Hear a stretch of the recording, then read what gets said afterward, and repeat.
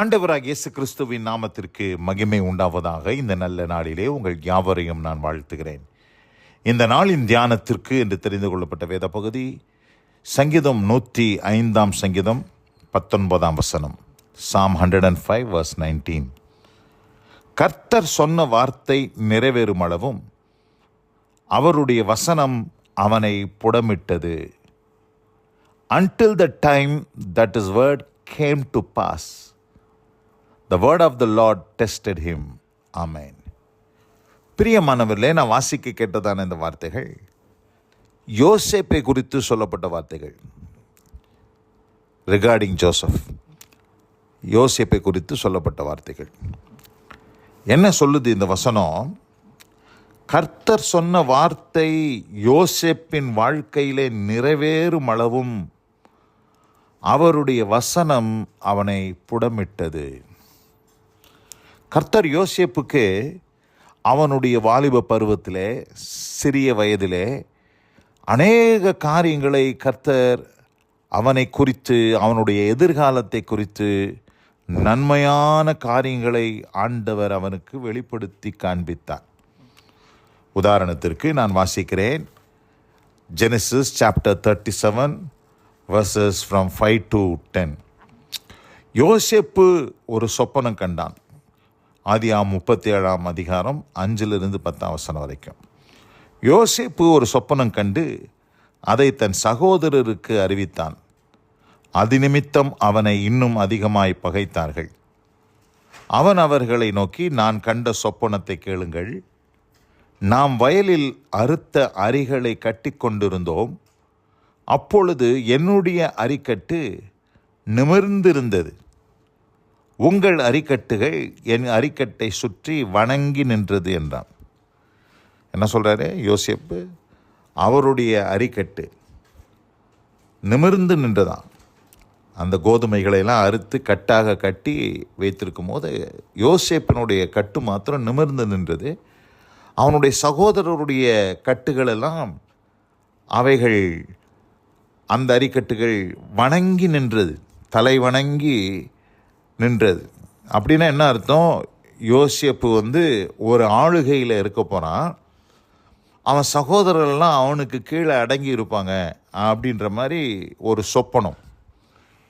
அந்த சொப்பனத்தை கேட்ட உடனே சகோதரர்கள்லாம் அவனை பார்த்து, நீ எங்கள் மேல் துரைத்தனம் பண்ணுவாயோ, நீ எங்களை ஆளப்போகிறாயோ என்று சொல்லி அவனை அவன் சொப்பனங்கள் நிமித்தம், அவன் வார்த்தைகள் நிமித்தம் இன்னும் அதிகமாய் பகைத்தார்கள். அவன் வேறொரு சொப்பனம் கண்டு தன் சகோதரரை நோக்கி, நான் இன்னும் ஒரு சொப்பனத்தை கண்டேன்.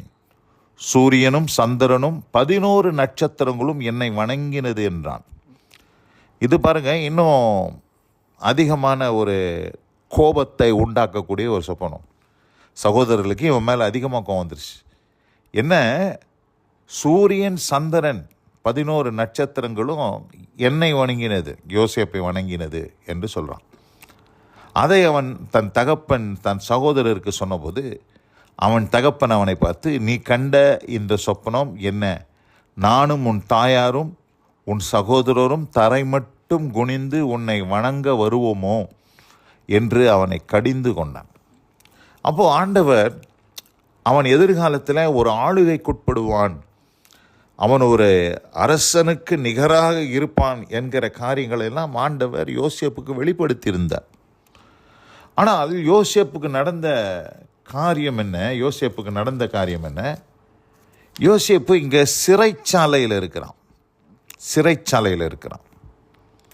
Is in the prison. என்ன சூழ்நிலைக்காக? தவறான குற்றச்சாட்டை யோசேப்பின் மேல் சுமத்தி அவன் பொய்யான ஒரு குற்றச்சாட்டு நிமித்தம் சிறைக்கு போக வேண்டிய ஒரு சூழ்நிலை. எத்தனை காலங்கள் என்று பார்க்கும்போது, அவன் அடிமையாக விற்கப்பட்ட நாளிலிருந்து சிறைச்சாலையிலிருந்து வெளியே வருகிற வரைக்கும் 13 வருஷம் சொல்கிறாங்க. 13 years. 13 வருஷம் யோசேப்பு தேவனுடைய வார்த்தை நிறைவேறுவதற்கு காத்திருந்தான். ஆனால் அந்த 13 வருஷமும் அவன் வாழ்க்கையில் நடந்ததெல்லாம் பார்த்திங்கன்னா எல்லாமே நெகட்டிவாக நடந்துச்சு. எல்லாமே எதிர்மறையாக நடந்துச்சு. எதுவுமே சாதகமாக இல்லை. எதுவுமே அவனுக்கு அனுகூலமாக இல்லை. சிறையில் போய் அவன் தங்க வேண்டிய ஒரு சூழ்நிலை உண்டாச்சு. அவன் மேலே பொய்யான குற்றச்சாட்டுகளை சுமத்தினார்கள். பரிசுத்தத்துக்கு வைராக்கியம் பாராட்டது நிமித்தம், உண்மையாக இருக்க வேண்டும் என்பது நிமித்தம் அவன் குற்றச்சாட்டப்பட்டு சிறைக்கு அனுப்பப்பட்டான்.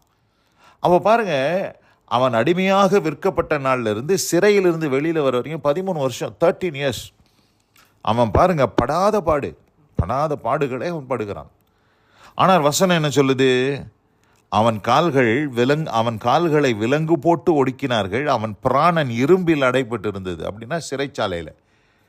கர்த்தர் சொன்ன வார்த்தை நிறைவேறும் அளவும் அவருடைய வசனம் அவனை புடமிட்டது.